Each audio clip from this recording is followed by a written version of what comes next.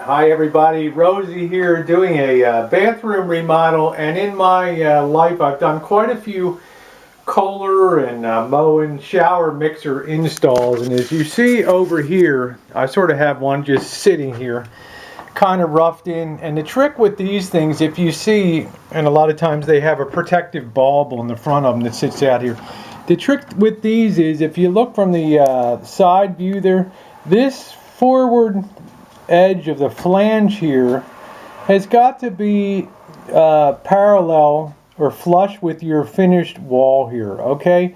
It can't be deeper, it can't be further out, or you're going to have problems mounting up your mixer handle. And by a mixer valve, I mean the hot comes in this side over here, and the cold comes in that side. It has, if you want a bathtub feed, we have that capped off there, and it also has a shower, which we're going to be running up here with the PEX tubing. So what you want to do, this thing is really designed, and I just have it sort of sitting in here so it saddles in between. You can see I took a piece of wood back here and I roughed it out, and I gave room for the cap on there.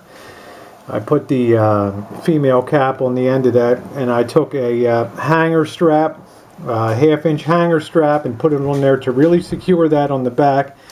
And I'm going to make my connections here before I go and finally do the screw down on this, because I've got to make sure my depth is right. And then on the upper part, it just sits in the upper saddle too, here, just like that. And then that gets secured down when it's pushed together there. So it's important that you find out what your wall finishes are going to be. Generally, a lot of people are going to use a half-inch, they're going to use a half-inch backerboard here. And then they're going to set some tile. So you have to probably give a little more than 3/4 of an inch when you allow for the thin set for setting the tile on that. And all the various finishes, you want to make sure that you, when you go to secure this rough-in here, that you get this on the proper plane here. I've seen so many people that have set these too deep, and then they go to put the handle on, and the handle doesn't quite make it to fit with the knurled. You can see sort of the knurled nut on the end here, right? And they're just not making it enough to turn it. Well, brother, you got a big problem on your hands there. Plus, it's so deep in, they get water intrusion and everything else. On the other hand, I've seen people set this so far out that they have a half-inch gap between the finished wall and the U-station, the cover plate that goes over top of that. So you can't have that. This is the real big caution. The other thing is, make sure when you do this that you do your connections first. We're going to come up with the PEX and do a 90-degree. I don't think we're going to have enough flexibility to turn it. I may try. And then I don't want to get a kink in it and all that. I know this stuff is pretty kink resistant, but sometimes it's better to use a 90-degree elbow, and then we'll secure it down on here. You know, we'll get it on there. It's a lot easier to use the PEX tool, the PEX crimping tool, when we have the ability to get the jaws around it, as opposed to waiting till we get this all blocked into place, and then, oh no, we can't get the crimper tool in there. I'm also going to preset all my female threaded connections on here. Okay, you can use copper and close these joints to copper.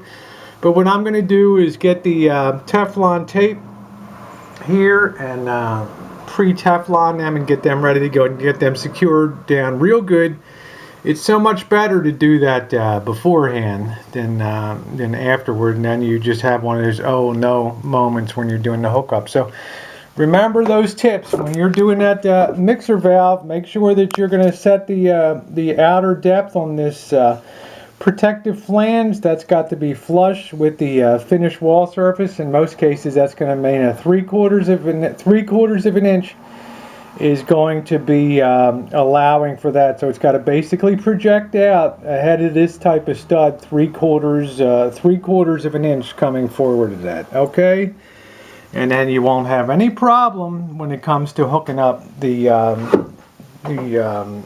valve and getting that thing properly when it comes to doing the finished trim on that. You know, you can also adjust this. A lot of people are very anal retentive about the height of these things. You can adjust this for comfort. Okay, you can put this as high or low as you want.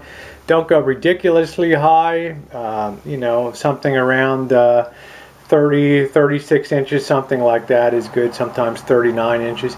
And put your shower head a little higher. You can see I have the blocking. The old one was coming up here and it was basically coming out right here. And that's very uncomfortable when you go to shower, to have to crouch down and all that. You don't want those old hotel tricks to keep you from using water and all that. So don't forget, and also use a couple of 2x4s and have them cut to put in right behind your you want to put this in like a saddle like that, and that gets ultra secure, and you can throw a couple screws in there to do that. Okay, I'm not a plumber. I don't play one on TV, and I didn't stay at a Holiday Inn Express, but I sure as hell know how to do remodeling, and that's the best way to set those mixer valves. Just make sure, once again, that you remember that this front piece has got to be flush with your finish wall. Okay, thanks for watching.